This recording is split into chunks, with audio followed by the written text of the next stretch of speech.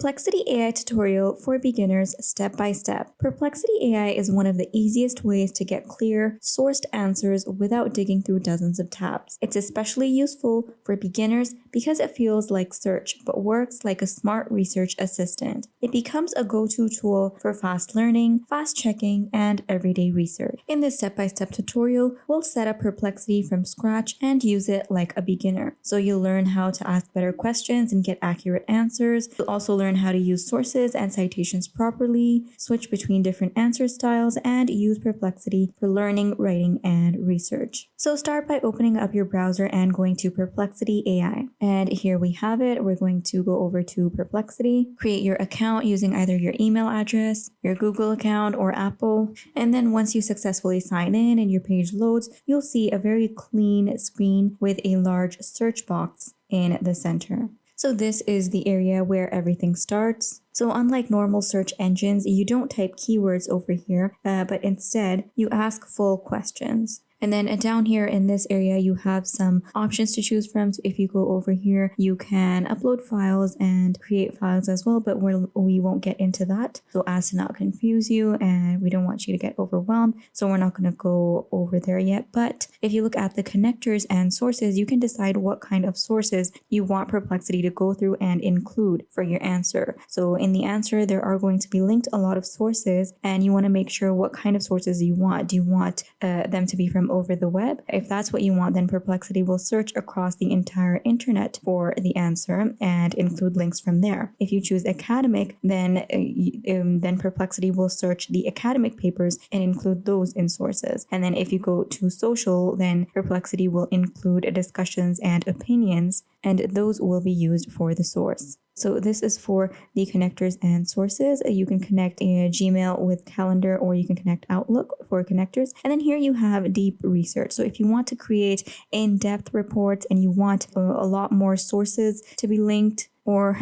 you also want some charts to be included in your answers, and you really want advanced reasoning and very detailed answers, then you can go for deep research and you can select this option, and then all the research taking place will be done in depth and will classify as deep research. So these are just a few options that you have here. You can decide different models for your search, and you can also dictate, and you have voice mode, but we're not going to be going into those because we don't really need those as beginners and as just beginners trying to carry out our research. So we'll just focus on learning the basics so you don't get overwhelmed. Now think of this search box as a conversation starter and not a keyword field. Click inside the search box, type in your full question. So for example, if you want to know more about productivity apps, then you won't type in best productivity apps, but instead you would type something like, what are the best productivity apps for students and why? So there we go. Put in your question and submit your question. Perplexity will generate a clear, structured answer, and you'll notice something important immediately, that the answer is broken down into readable sections. As you can see over here, you have a section here, then you have this section, then you have this section, and the sources you will notice are shown right under the response. So you have the sources right here next to the sections as well. And then if you go down here, all the sources are linked over here. And then if you click on the sources, they'll open up in the side panel, and you can go through all those researches, the sources.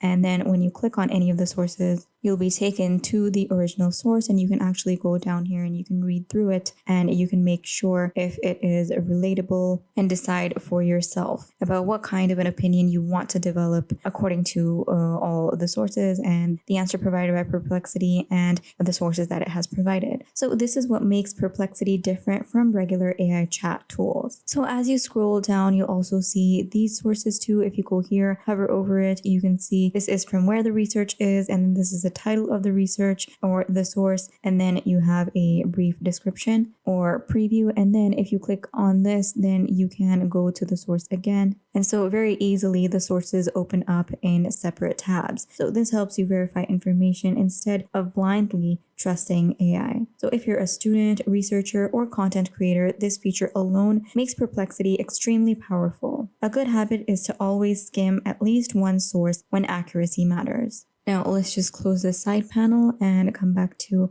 our answer. Now over here it says ask a follow-up question, and you can ask any follow-up here. And it is because of this feature, because of this option, that Perplexity feels more like a conversation. Because under the answer, you can ask follow-up questions. So under the answer, click back into the input box. And here, ask a follow-up question. So the follow-up question could be anything, for example, which of these apps is best for someone with limited time? So remember our question before was about which are some of the best productivity apps this year. And then now our question is a follow-up question in which we're asking for the best apps that they did already tell us about. But now we want them to be more specific and tell us which ones are the best for someone with limited time. So here I am going to put in my question, submit it. And then there I have my answer again. In the same style, the answer is broken up into sections for easier reading. And then they also have headings. They have sources linked over here. And if you go down, you have all the sources in one place that you can access. And you will get a better answer because the question that you asked was a follow-up question, and Perplexity understands context. It won't start from zero again. It builds on the previous answer. So it remembers your previous answer, and then the next answer would also be linked to the previous question and answer, and so on. So the kind of answers that you're going to get with an app that maintains or retains the context, you're going to definitely get better answers. So this is perfect when you are researching a topic step by step instead of jumping between tabs. All right, so now let's move forward, and now let's try and use Perplexity for learning any new topic. So let's leave this, or then we're not going to be asking any more follow-up questions. Let's just go all the way back to Perplexity and then type in our new question. So basically we'll be using Perplexity as a learning tool. Now I'm going to paste in my question, and it says, explain machine learning in simple terms for beginners. Now I have some suggestions down here. I could use those if I want, but I think my question is pretty okay. So just submit your question. So again, notice how the explanation is structured and easy to understand. So you can see the structure of the question. It has headings, and then it's talking about the different types. Now, in case if